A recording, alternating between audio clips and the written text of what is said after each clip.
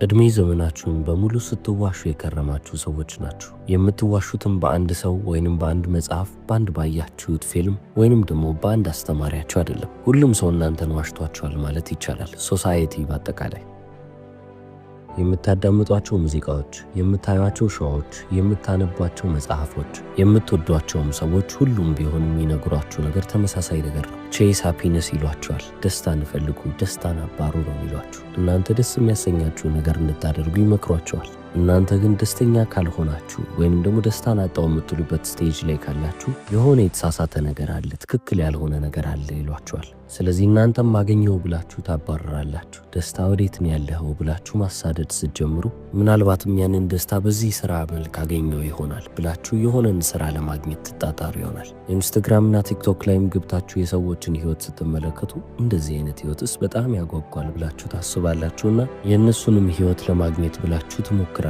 ሲታይ ደስታ ያለበት ህይወት ይመስላል ብሎ ነው አይምሯችሁ የመዘገበው።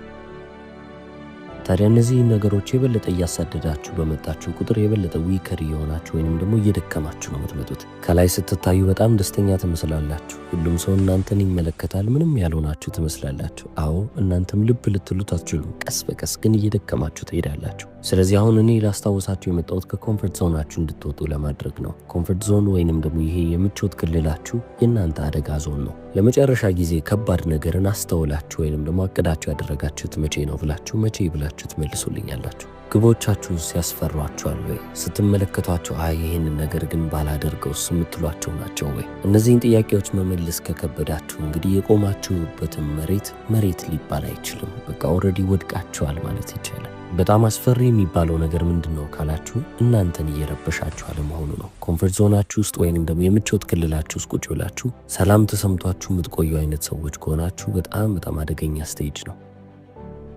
የሰው ልጅ በሙሉ የራሱን ሊሚቴሽን ወይንም ደግሞ ራሱን ገድቦ ያለፈበትን መስመር እንዳለ በጥሶ ማለፍ አለበት። እናንተ ግን ራሳችሁን ከገደባችሁበት ከመስመሩ ጋር ከገደቡ ጋር ተስማምታችሁ እየኖራችሁ ነው። ይህም ደግሞ እናንተን ሊያስፈራ ወይም ሊያስደነግጥ ይገባል። ሰው እናንተን በሚገባችሁ መንገድ ሳያስተናግዳችሁ ሲቀር ወይም ሳይንከባከባችሁ ሲቀር ለራሳችሁ ቆማችሁ መከታ እንደመሆን ራሳችሁን እያስናቃችሁ ታልፋላችሁ። ፈተና የሚባል ነገር እንዳለ የእናንተ ጠላት ነው ማለት ይቻላል። የምታስወግዱት የምትሸሹት ብቸኛው ነገር እሱ ነው። ታዲያ አሁን ከዚህ መንገዴ እንዴት ልለይ እችላለሁ? እንዴት መንገዴን ላቅ እችላለሁ ካላችሁ ሃፒነስን ወይንም ደግሞ ደስታን እንደ ግብ ማየት ማቆም አለባችሁ። ምክንያቱም ደስታ የሚባለው ነገር ጎል መሆን ያለበት ነገር አይደለም፣ ወይንም ደግሞ ግብ መሆን ያለበት ነገር አይደለም። ደስታ ልክ እንደ ዌዘር ፓተርን ነው። በቃ የአየር ጸባዩ እየተለዋወጠ እንደሚሄደው ሁሉ ዛሬ አሁን ፀሐይ ቢሆን